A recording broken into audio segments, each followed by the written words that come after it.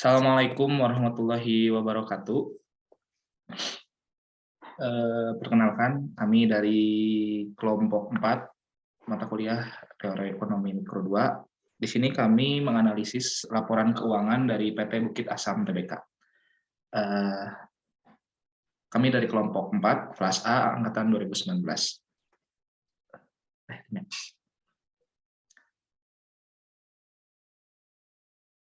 Nah, di sini kami beranggotakan 7 orang, yang dimana pertama itu ada Ayun dari Talandung, NPM 3, kemudian ada Novita Sari, NPM 13, lalu ada Dwi Nur Cahyani, NPM 24, kemudian ada saya, Asep Taufik Hidayat, NPM 30, lalu ada Diko Wahyudi, NPM 31, kemudian ada Windy Eka Febrianti, NPM 33, dan terakhir ada Alna Yusniar, NPM 35. Mungkin untuk pembahasan yang pertama itu akan langsung dibahas atau dipandu oleh saya. Yang pertama di sini membahas mengenai rasio likuiditas, di mana rasio likuiditas adalah rasio yang menunjukkan hubungan antara kas dan aset lancar perusahaan lainnya dengan kewajiban lancarnya. Nah, rasio likuiditas juga dikenal sebagai rasio yang dapat digunakan untuk mengukur sampai seberapa jauh tingkat kapabilitas perusahaan dalam melunasi kewajiban jangka pendeknya yang akan jatuh tempo. Nah, terdapat jenis-jenis rasio likuiditas. Yang pertama itu ada rasio lancar atau current ratio, kemudian yang kedua ada rasio kas atau kas ratio, dan yang ketiga itu ada rasio sangat lancar atau quick ratio. Nah, yang pertama di sini ada rasio lancar atau current ratio. Rasio lancar digunakan dalam mengukur kemampuan perusahaan untuk memenuhi kewajiban jangka pendeknya yang akan jatuh tempo dengan menggunakan total aset lancar yang ada. Nah, untuk mencari rumus atau mencari rasio lancar di sini itu mempunyai rumus, yaitu aset lancar dibagi dengan kewajiban lancar. Nah, di sini kami telah menganalisis rasio lancar dari PT Bukit Asam. Untuk tahun 2018 itu sejumlah 11.426.678. Untuk aset lancarnya dibagi kewajiban lancar sejumlah 4.935.696, di mana menghasilkan 231,51% atau 2,32%. Nah, kemudian untuk tahun 2019-nya PT Bukit Asam punya aset lancar sejumlah 11.679.884 dibagi dengan kewajiban lancarnya sejumlah 4.691.251 yang menghasilkan 248 atau 0,98% atau 2,4%. Nah, di mana dilihat dari hasil perhitungan di atas, rasio lancar PT Bukit Asam baik di tahun 2018 maupun tahun 2019 itu di atas 1 dan perusahaan mengalami peningkatan. Hal tersebut menandakan bahwa PT Bukit Asam ini memiliki kemampuan yang baik dalam melunasi utangnya atau melunasi kewajibannya, karena perbandingan aset yang dimilikinya lebih besar daripada kewajiban yang harus dibayarkan. Kemudian yang kedua ada rasio kas atau kas rasio.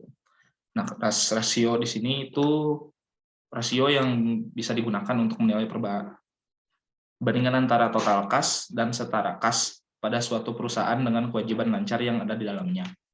Nah, untuk mencari rasio kas atau rumusnya adalah kas ditambah setara kas dibagi kewajiban lancar. Nah, di sini ada rasio kas dari PT Bukit Asam pada tahun 2018 untuk kas ditambah dengan setara kasnya itu sejumlah 6.301.163 dibanding dibagi kewajiban lancar itu sejumlah 4.935.696 atau sejumlah dengan 127,66% atau 1,28. Nah, untuk di tahun 2019 kas ditambah setara kas itu sejumlah 4.756.801 ya, atau itu dibagi kewajiban lancar jumlah 4.691.251 yang menghasilkan 101,39% atau 1,1%. Nah, di sini dilihat dari perhitungan rasio kas PT Bukit Asam, perusahaan memiliki kas atau setara kas yang cukup untuk membayar kewajibannya. Karena nilai rasio kasnya mencapai standar atau berada di atas 1. Tetapi rasio kas PT Bukit Asam mengalami penurunan rasio dari 1,28 di tahun 2018 menjadi 1,1 di tahun 2019. Nah, mungkin untuk pembahasan yang saya sampaikan cukup sekian. Dilanjut terkait rasio sangat lancar atau quick rasio, dan selanjutnya akan dipandu oleh Yondari Talandung. Mangga, saya silakan. Baik, terima kasih. Di sini saya akan menjelaskan tentang rasio sangat lancar atau quick ratio. Itu rasio sangat lancar atau quick ratio merupakan salah satu rasio keuangan yang digunakan untuk mengukur posisi likuiditas perusahaan, proyek, pusat investasi, atau pusat laba. Nah, di sini bisa dilihat rumus dari rasio sangat lancar atau quick ratio, yaitu aset lancar dikurangi persediaan dibagi kewajiban lancar.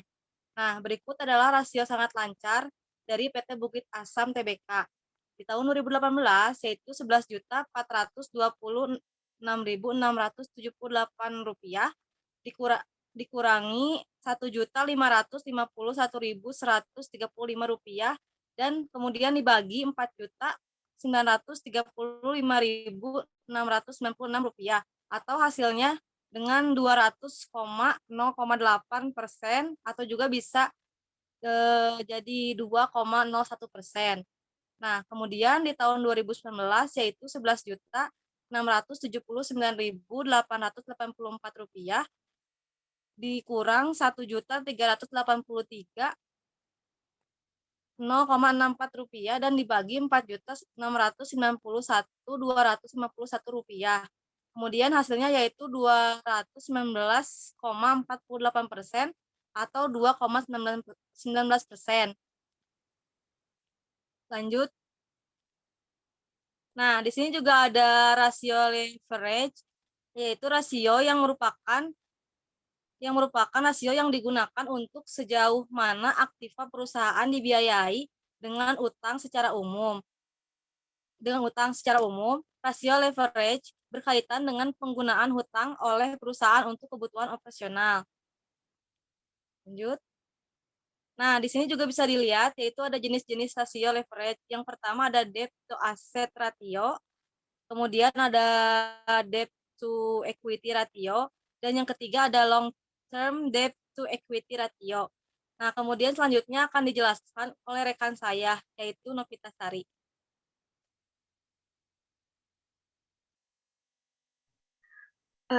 Ya, selanjutnya itu yang pertama ada debt to asset ratio atau DAR, di mana debt to asset ratio DAR ini adalah rasio utang yang digunakan untuk mengukur perbandingan antara total utang dengan total aktiva. Dengan kata lain, seberapa besar aktiva perusahaan dibiayai oleh utang atau sebesar utang. Rumus dari DAR ini adalah total debt dibagi total aset. Nah, ada juga debt to asset ratio atau DAR dari PT Bukit Asam Tbk. DAR 2018, total debt-nya itu Rp7.903.237 dibagi total aset Rp24.172.933 sama dengan 32,69% atau 0,33. Ada juga DAR 2019-nya, total debt-nya itu Rp7.675.226 dibagi total aset Rp26.098.52 sama dengan 29,4% atau 0,29. Nah, berdasarkan hasil perhitungan DAR ini, PT Bukit Asam menunjukkan adanya perubahan antara tahun 2018 dengan tahun 2019, di mana di tahun 2018 perusahaan memiliki utang lebih banyak sebesar 32,69% atau 0,33 dibandingkan dengan utang di tahun 2019 sebesar 29,4% atau 0,29. Jadi, Dari rasio tersebut, besarnya aktiva perusahaan yang dibiayai oleh utang pada tahun 2018 lebih besar 3,29% dibandingkan dengan tahun 2019.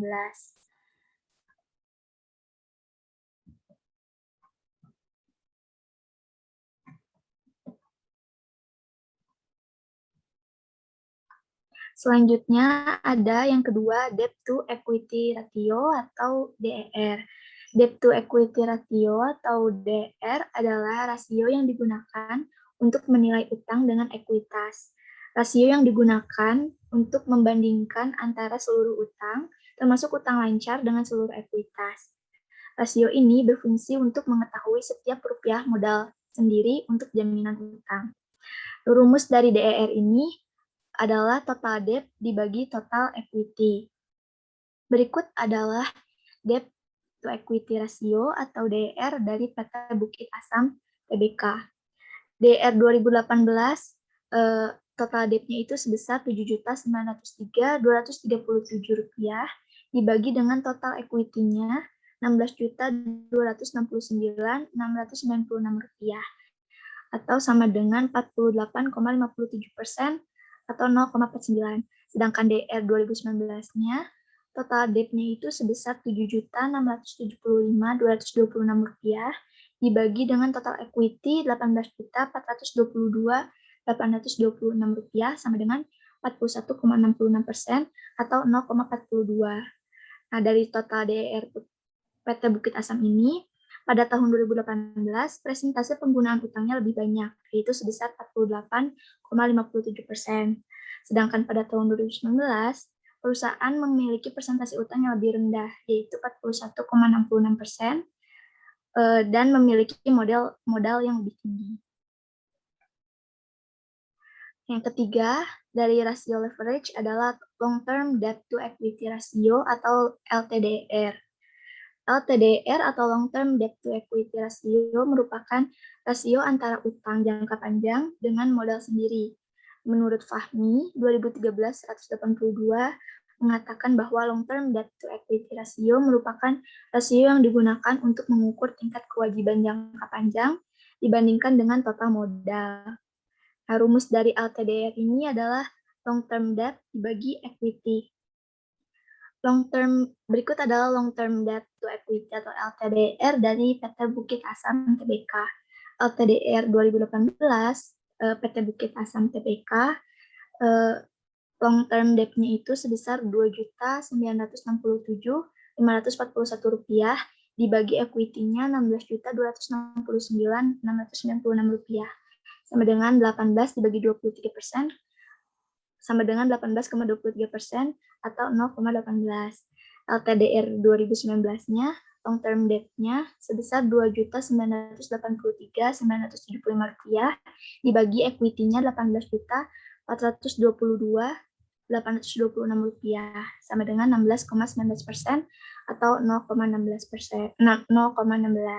Nah, berdasarkan perhitungan dari LTDR PT Bukit Asam ini, dapat diketahui bahwa jaminan pinjaman utang jangka panjang pada perusahaan ini sebesar 18,23% pada tahun 2018 dan 16,9% pada tahun 2019. Dan dapat dihitungkan karena LTDR di tahun 2019 lebih rendah dibandingkan dengan LTDR di tahun selanjutnya akan dilanjutkan oleh teman saya yang lain. Terima kasih. Selanjutnya, di sini ada rasio aktivitas. Rasio aktivitas adalah rasio yang mengukur seberapa efektif perusahaan dalam memanfaatkan semua sumber daya yang ada. Semua rasio aktivitas ini melibatkan perbandingan antara tingkat penjualan dan investasi pada berbagai jenis aktiva. Dan rasio aktivitas digunakan untuk menilai kemampuan perusahaan dalam melaksanakan aktivitas sehari-hari. Berikut jenis-jenis yang termasuk dalam rasio aktivitas. Yang pertama ada total asset turnover atau perputaran aktiva. Lalu yang kedua ada inventory turnover atau perputaran persediaan. Yang ketiga ada receivable turnover atau perputaran piutang. Lalu yang keempat ada average collection period atau periode penagihan rata-rata.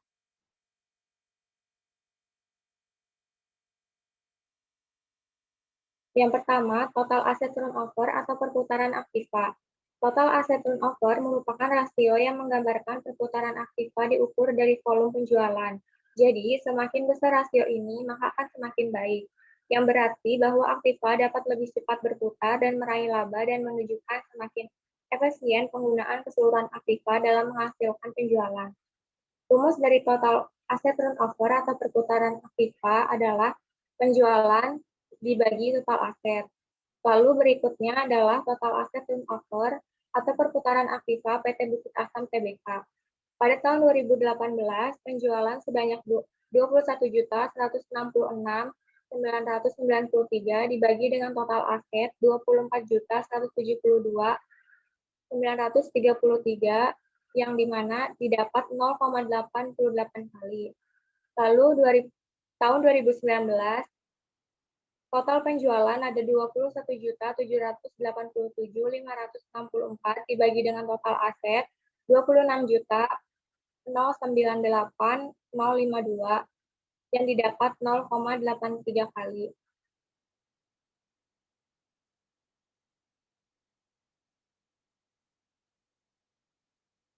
Yang kedua, inventory turnover atau perputaran persediaan.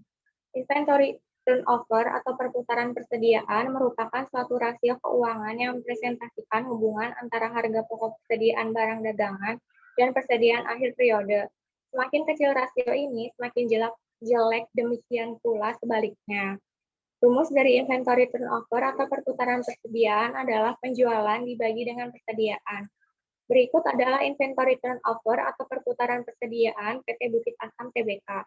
Pada tahun 2018, total penjualan 21.166.993 dibagi dengan total persediaan 1.551.135 dan didapatkan 13,65 kali. Lalu pada tahun 2019, total penjualan 21.787.564 dibagi dengan total persediaan 1.383.064 dan didapatkan perputaran persediaan yaitu 15,75 kali. Sekian penjelasan dari saya, mungkin selanjutnya akan dijelaskan oleh rekan saya.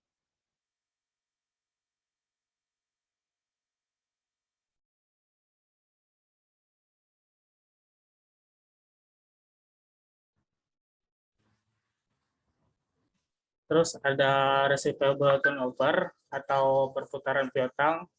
Receivable turnover atau perputaran piutang merupakan rasio yang digunakan untuk mengukur berapa lama penagihan utang selama satu periode. Semakin tinggi rasio, maka menunjukkan bahwa modal kerja yang ditanamkan dalam piutang makin rendah dan tentunya kondisi ini semakin baik bagi perusahaan. Rumus dari receivable turnover yaitu ada penjualan bersih dibagi piutang. Receivable turnover atau perputaran piutang PT Bukit Asam Tbk 2018 21.166.993 dibagi 2.521.257 rupiah sama dengan 8,39 kali.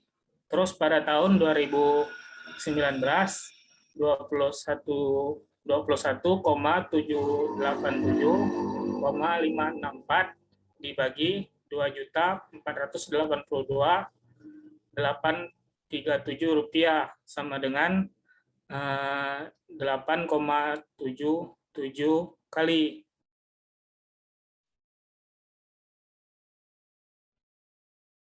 Terus ada average collection period atau periode penagihan rata-rata adalah suatu pengukuran yang menunjukkan berapa banyak waktu yang diperlukan oleh sebuah perusahaan untuk merealisasikan penjualan kredit. Rumus dari average collection period adalah 365 hari dibagi perputaran piutang. Berikut adalah average collection period PT PT Bukit Asam Tbk. Pada tahun 2018, 365 hari dibagi 8,39 sama dengan 43,5 hari. Terus pada 2019, 365 hari dibagi 8,77 sama dengan 41,6 hari.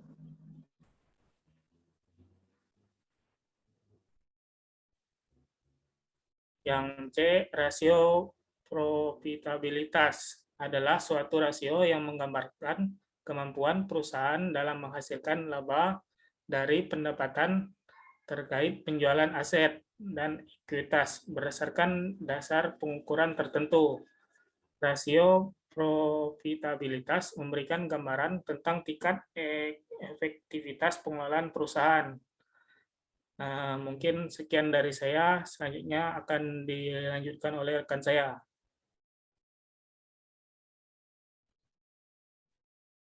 Selanjutnya, saya akan menjelaskan jenis-jenis rasio profitabilitas. Yang pertama ada gross profit margin, yang kedua net profit margin, yang ketiga return on asset atau ROA, yang keempat return on equity atau ROE, yang kelima return on investment atau ROI. Selanjutnya, yang pertama ada gross profit margin. Gross profit margin atau margin laba kotor merupakan perhitungan antara penjualan dengan beban.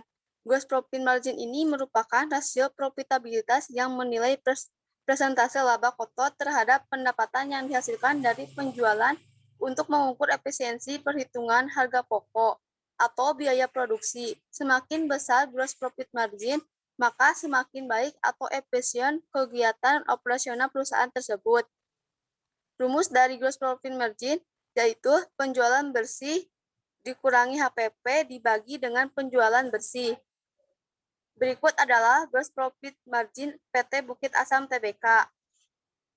Yang tahun 2018 yaitu Rp21.166.963 dikurangi Rp12.621.200 dibagi dengan Rp21.166.993 sama dengan 40,37% atau 0,40. Kemudian yang tahun 2019-nya yaitu Rp21.787.564 dikurangi dengan Rp14.176.060 dibagi dengan Rp21.187.564 sama dengan 34,93% atau 0,35. Next. Kemudian yang kedua ada net profit margin. Net profit margin adalah salah satu rasio perhitungan untuk mengukur margin laba bersih atas penjualan yang dilakukan perusahaan. Semakin tinggi net profit margin, maka akan semakin baik pula operasi dari suatu perusahaan. Rumus dari net profit margin yaitu laba bersih dibagi pendapatan. Berikut adalah net profit margin PT Bukit Asam Tbk. Pada tahun 2018, yaitu ada Rp5.121.112 dibagi Rp21.166.993 sama dengan 24,19% atau 0,24. Kemudian yang tahun 2019-nya Rp4.394 dibagi dengan Rp27.564 sama dengan 18,54% atau 0,18. Kemudian selanjutnya akan dijelaskan oleh rekan saya.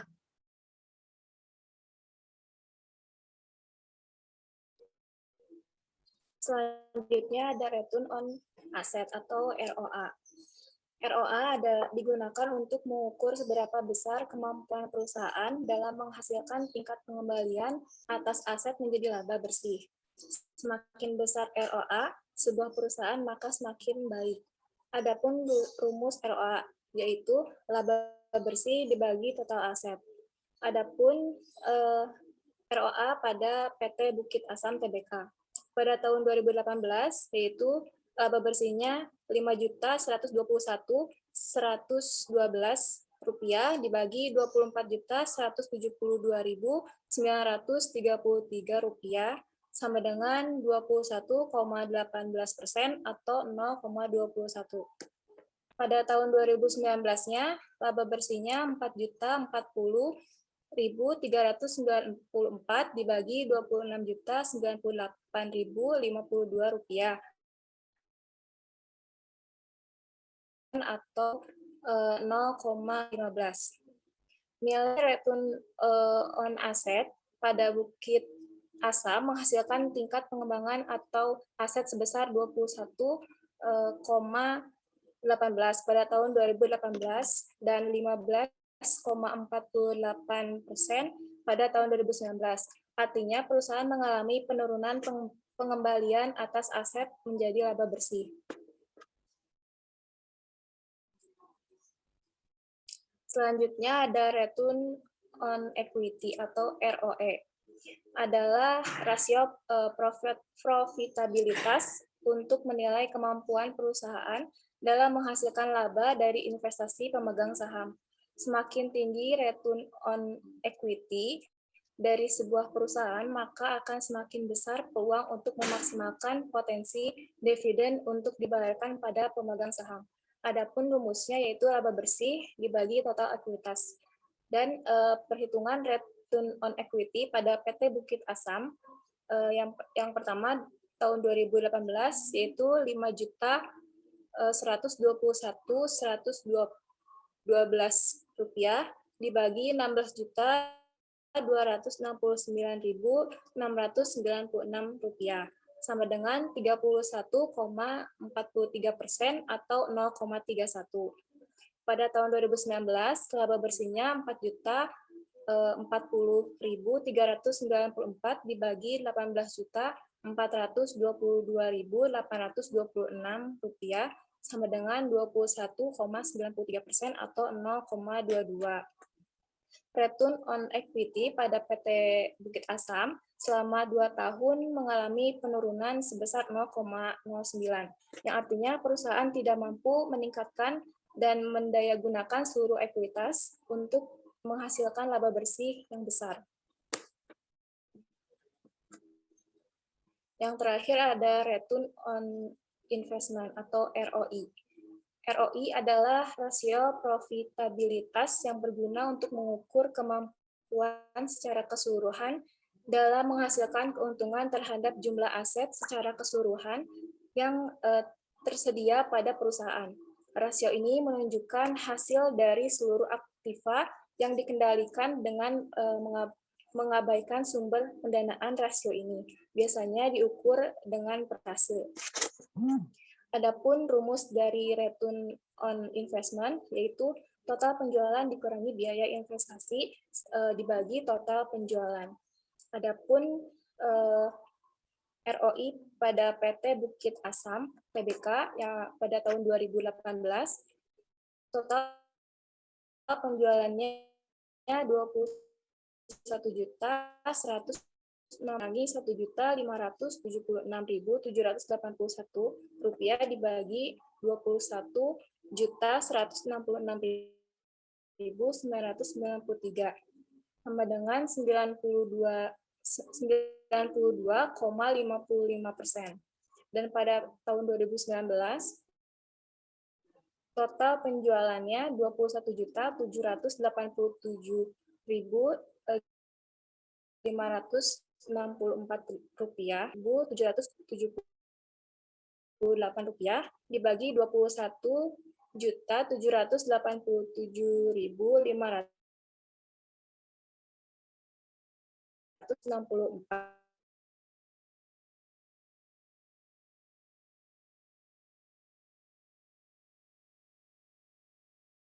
ROI pada Bukit Asam Tbk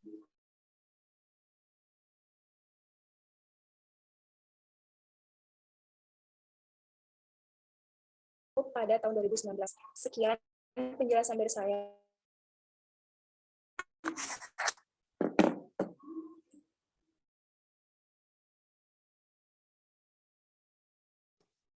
Ya, Terima kasih kepada rekan-rekan saya yang telah menjelaskan dari poin A sampai poin D terakhir tadi sampai profitabilitas. Mungkin bisa ditarik kesimpulan ya.